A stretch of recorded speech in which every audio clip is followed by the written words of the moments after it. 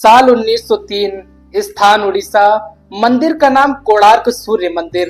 साल 1903 में कोणार्क के सूर्य मंदिर के मुख्य द्वार को अचानक से रेत और बालू से पूरी तरह से ढककर बंद कर दिया गया।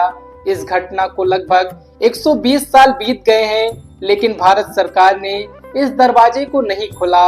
अब आप कोणार्क सूर्य मंदिर जब भी जाएंगे तो आपको मंदिर का मुख्य द्वार बंद दिखाई देगा। इस मंदिर का वैभव और रहस्य इस मंदिर के बीचों बीच मुख्य दरवाजे के अंदर मौजूद है। इस मंदिर से जुड़े कई सारे रहस्य हैं, जैसे ये मंदिर अधूरा है, ये मंदिर शापित है और ये मंदिर सैकड़ों वर्षों तक रेत के मैदानों में दफन था। इस मंदिर के ऊपर 52 टन का एक चुंबक लगा हुआ था। इस मंदिर को बनाने वाले एक कारीगर ने आत्महत्या कर ली थी। इस मंदिर में रात के समय नर्तकियों के नाचने की आवाजें आती हैं। इस मंदिर से जुड़े ऐसे ही बहुत सारे रहस्य हैं, जिन्हें आप सुनेंगे तो शायद आप भी आश्चर्य में पड़ जाएंगे। लेकिन एक प्रश्न बार बार सामने आता है कि आखिर इतने प्रयासों के बाद भी भारत सरकार ने कोणार्क के सूर्य मंदिर के मुख्य द्वार को खोलने का निर्णय क्यों नहीं लिया। नमस्कार, मैं दिव्य रघुवंशी आप सभी लोगों का स्वागत करता हूं आज की इस वीडियो में। आज हम बात करेंगे कोणार्क के सूर्य मंदिर के रहस्यों के बारे में। कोणार्क सूर्य मंदिर भगवान सूर्य देव को समर्पित है। इसकी भव्यता और वैभव के कारण ही ये देश के 10 सबसे बड़े मंदिरों में शामिल है। कोणार्क का सूर्य मंदिर उड़ीसा के पुरी से लगभग 23 मील दूर स्थित चंद्रभागा नदी के पावन तट पर स्थित है।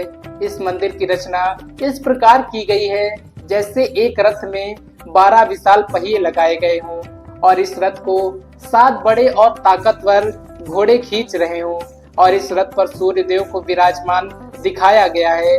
मंदिर के शिखर से उगते हुए और डूबते हुए सूरज को पूर्ण रूप से और आसानी से देखा जा सकता है। सूर्योदय के समय मंदिर का नजारा बेहद ही खूबसूरत होता है।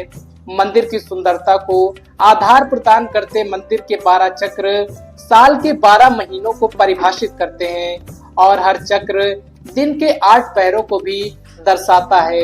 ये मंदिर 2 भागों में बना हुआ है, जिससे पहला भाग नट मंदिर में सूर्य की किरणें पहुंचती थी और कहा जाता है कि कांच या हीरे जैसी किसी धातु से ये किरणें टकराकर मंदिर में स्थापित प्रतिमा पर पड़ती थी, जिससे इसकी सुंदरता देखते ही बनती थी। वही मंदिर की कलाकृति में इंसान हाथी और शेर से दबा हुआ है, जो कि धन और घमंड का घोतक है, साथ ही ज्ञानवर्धक भी। इस मंदिर के बारे में कहा जाता है कि भगवान श्री कृष्ण के पुत्र शाम को श्राप से कुष्ठ रोग हो गया था। उन्हें ऋषि कटक ने इस श्राप से बचने के लिए सूर्य देव की पूजा की सलाह दी थी। शाम ने मित्रवन में चंद्रभागा नदी के पावन तट पर कोणार्क में 12 वर्षों तक तपस्या की और सूर्य देव को प्रसन्न किया। सूर्य देव ने शाम से प्रसन्न होकर उनका रोग नष्ट कर दिया, जिसके बाद शाम ने वही कोणार्क में सूर्य मंदिर के निर्माण का निश्चय किया। रोगनाश के पश्चात चंद्रभागा नदी में स्नान करते हुए श्री कृष्ण के पुत्र शाम को सूर्य देव की एक मूर्ति मिली। ये मूर्ति स्वयं भगवान विश्वकर्मा ने बनाई थी। शाम ने अपने बनाए मित्रवन में मंदिर बनाकर इस मूर्ति को स्थापित किया और तब से यह स्थान अत्यंत ही पवित्र माना जाने लगा। कोणार्क के बारे में ये भी कहा जाता है कि यहाँ आज भी नर्तकियां आती हैं।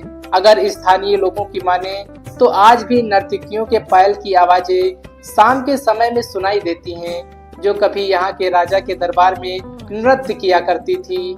इस मंदिर का निर्माण एक सैंडविच के आधार पर किया गया है, जिसके बीच में लोहे के प्लेट थे, जिस पर मंदिर के पिलर रुके हुए थे।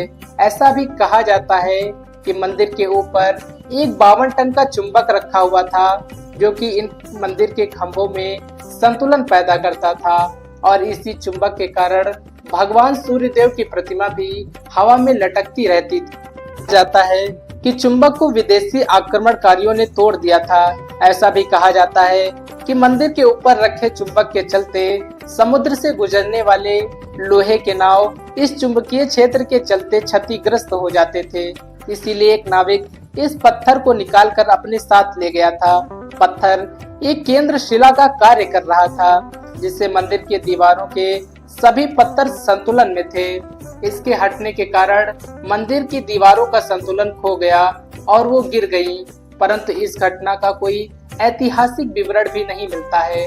सन 1568 में उड़ीसा में मुस्लिम आक्रमणकारियों का आतंक बढ़ चुका था, इसीलिए इसके बाद हिंदू मंदिरों को तोड़ने के निरंतर प्रयास होते रहते थे। इस समय पुरी के जगन्नाथ मंदिर के पुजारियों ने भगवान जगन्नाथ की मूर्तियों को पुरी मंदिर से निकालकर कहीं गुप्त स्थान पर छिपा दिया था। इसी तरह कोणार्क मंदिर के पुजारियों ने भी मंदिर की मुख्य मूर्ति को या मंदिर की प्रधान मूर्ति को वर्षों तक रेत में छिपाए रखा। इसके बाद ये मूर्ति पुरी भेज दी गई और वहां जगन्नाथ मंदिर के प्रांगण में स्थित इंद्रदेव के मंदिर में ये मूर्ति स्थापित कर दी गई।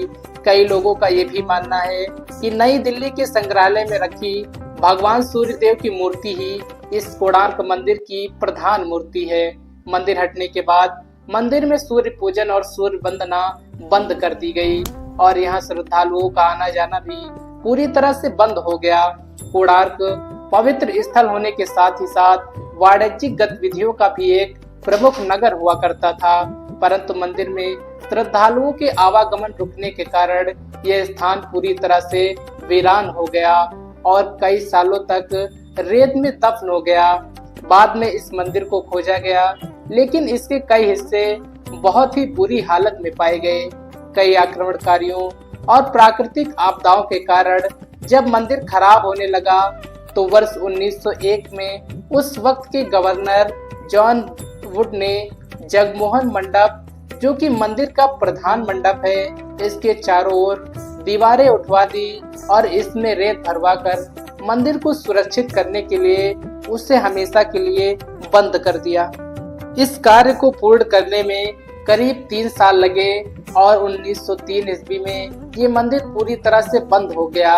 कई बार इस मंदिर के मुख्य द्वार को खोलने की बातें कही गई, लेकिन भारत सरकार ने आज 120 साल बाद भी इस मंदिर के मुख्य द्वार को खोलने का निर्णय नहीं लिया है। क्या ये मंदिर वास्तव में प्राकृतिक आपदाओं से बचने के लिए बंद करवाया गया था या इसके पीछे का कोई और रहस्य है? ये तो मंदिर के मुख्य द्वार खुलने के बाद ही पता चलेगा। दोस्तों, आपका कोणार्क के सूर्य मंदिर के बारे में क्या कहना है? कमेंट बॉक्स में जरूर बताएं। चैनल पर नए हैं तो चैनल को सब्सक्राइब कर लीजिए। मिलते हैं अगली वीडियो में, तब तक के लिए जय हिंद, जय भारत, जय श्री केदार।